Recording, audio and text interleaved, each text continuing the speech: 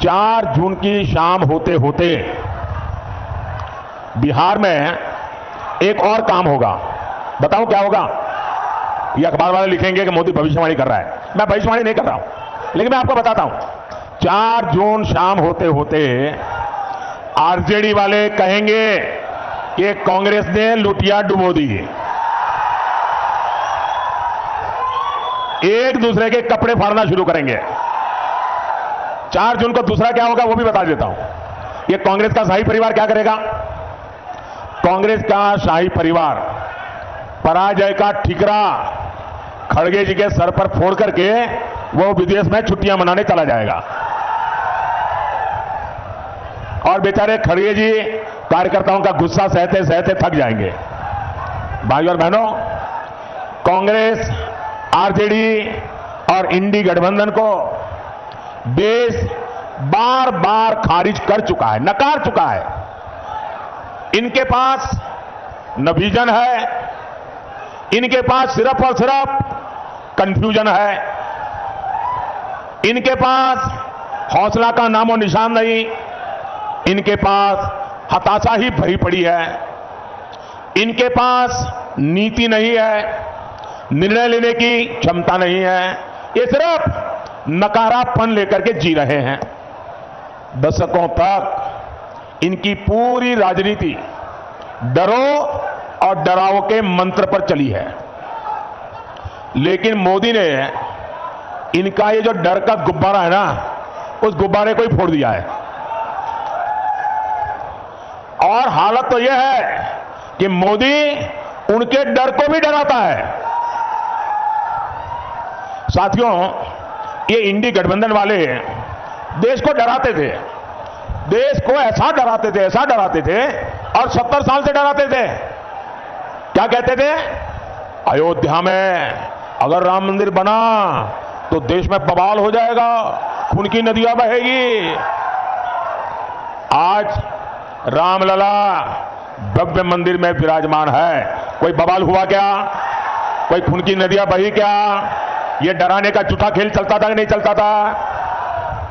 ये लोग डराते थे, 70 साल से डराते थे। ये कहते थे कि जम्मू कश्मीर से 370 अगर हटा तो ये पाकिस्तान में चले जाएंगे, अगर 370 हटा तो आग लग जाएगी, अगर 370 हटा तो देश में बम धमाके होंगे।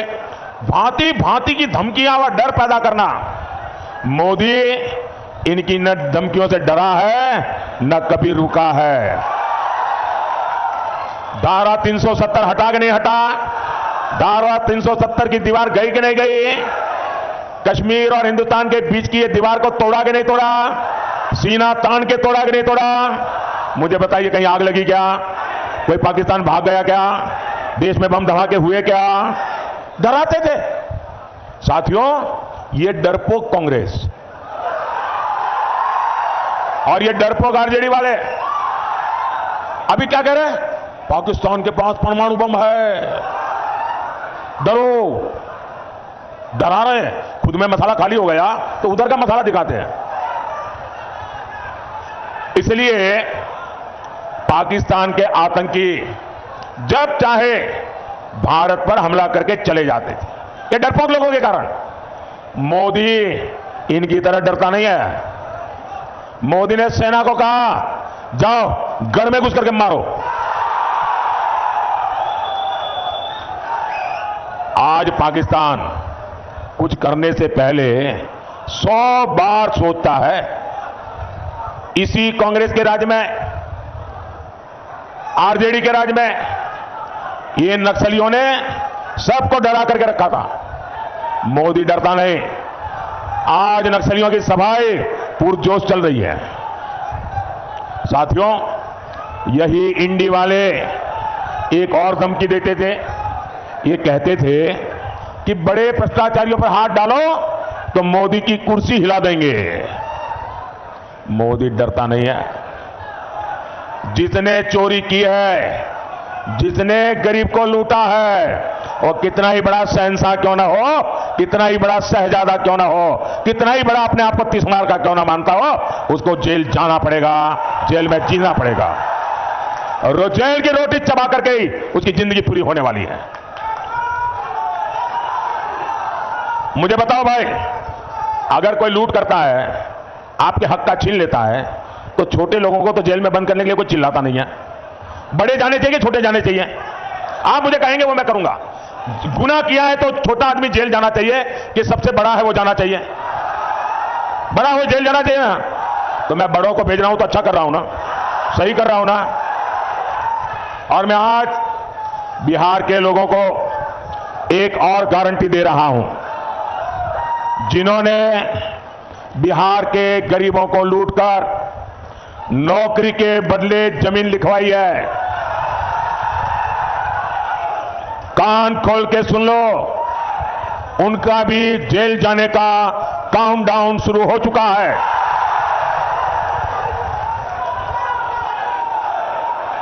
ये जैसे ही ये हेलीकॉप्टर में चक्कर मारने का समय उनका पूरा होगा, जेल का रास्ता तय हो जाएगा। बिहार को लूटने वालों को एनडीए सरकार छोड़ेगी नहीं, और ये एनडीए की गारंटी है, मोदी की भी गारंटी है। भाई और बहनों, ये इंडी गठबंधन वाले अपने राजनीतिक स्वार्थ के लिए कुछ भी कर सकते हैं।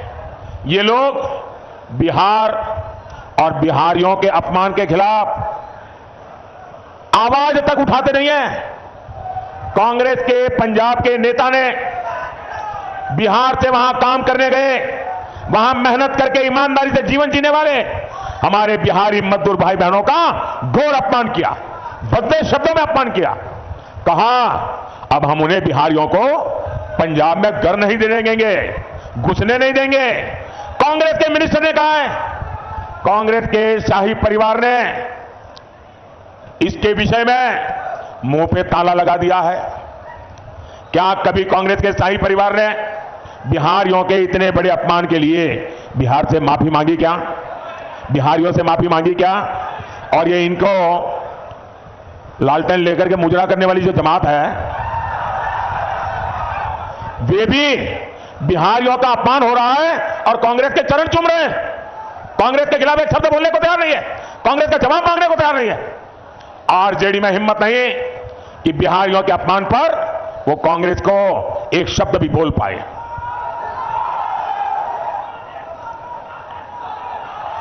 साथियों, इंडी गठबंधन के एक साथी डीएमके के नेता ने बिहारियों के लिए भद्दी भद्दी गालियां बोली।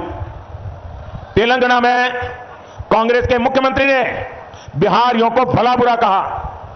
पश्चिम बंगाल की मुख्यमंत्री आए दिन बिहारियों को गालियां देती हैं, लेकिन आरजेडी और कांग्रेस के नेताओं ने उनके मुंह से इन लोगों को उनके खिलाफ एक शब्द बोलने की हिम्मत नहीं है। इन लोगों को आपके स्वाभिमान की चिंता नहीं है, इनको बिहार के गौरव की चिंता नहीं है, इनको बिहार के होनहार नौजवानों के प्रतिष्ठा की चिंता नहीं है। इनको सिर्फ और सिर्फ अपने वोट बैंक की चिंता है। उनको सिर्फ आपके वोट छीनना है, उसके लिए भांति भांति की भाषा का उपयोग करते हैं। इनके लिए बिहारियों का सम्मान कोई मायने नहीं रखता।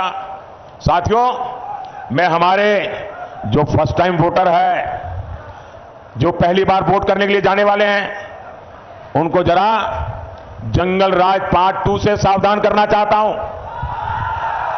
ये जो फर्स्ट टाइम वोटर है ना, उनका जन्म होने के बाद उनको जंगल राज कितना भयंकर था वो देखने का अवसर नहीं मिला, क्योंकि यहां एनडीए वाले काम करना शुरू किए।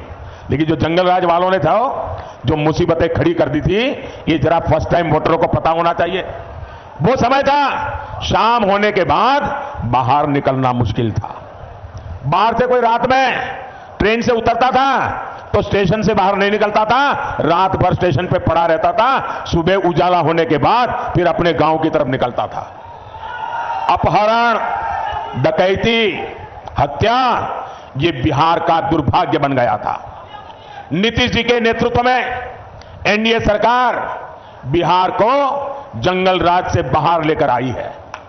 वो गुंडे, वो डकैत, वो लुटेरे, अभी छिपे हुए हैं, चुप होकर के बैठे हुए हैं, मौके की तलाश में है। अगर गलती से भी ये इंडी वाले जरा भी मजबूत होते दिखेंगे भी तो फिर उनका दाना पानी मिलेगा और ये मिलकर के फिर से आपका भविष्य तबाह कर देंगे, नौजवानों आपकी जिंदगी तबाह कर देंगे और फिर कभी भी आप उभर करके बाहर नहीं आ पाएंगे। भाई और बहनों, यह हमारा बिहार सामाजिक न्याय की प्रणेता भूमि है और मुझे गर्व है कि अगर किसी ने सामाजिक न्याय की रक्षा की है तो वो बीजेपी और एनडीए ने की है। बीते 10 साल में देश ने एनडीए को 2 बार प्रचंड जनादेश दिया। हमने पहली टर्म में एक दलित के बेटे को, जो कभी बिहार के गवर्नर हुआ करते थे, उनको देश का राष्ट्रपति बनाया, दलित को देश का राष्ट्रपति बनाया। जब हमें 2019 में दूसरी बार अवसर मिला तो हमारे देश की एक आदिवासी बेटी को देश का राष्ट्रपति बनाया। देश के सर्वोच्च संवैधानिक पद पर सुशोभित किया, राष्ट्रपति पद का गौरवपूर्ण काम उन्होंने शुरू किया। हमने पिछड़ा आयोग को संवैधानिक दर्जा दिया। कांग्रेस ने 3 दशक तक पिछड़ों की इस मांग को ठुकराया था, लेकिन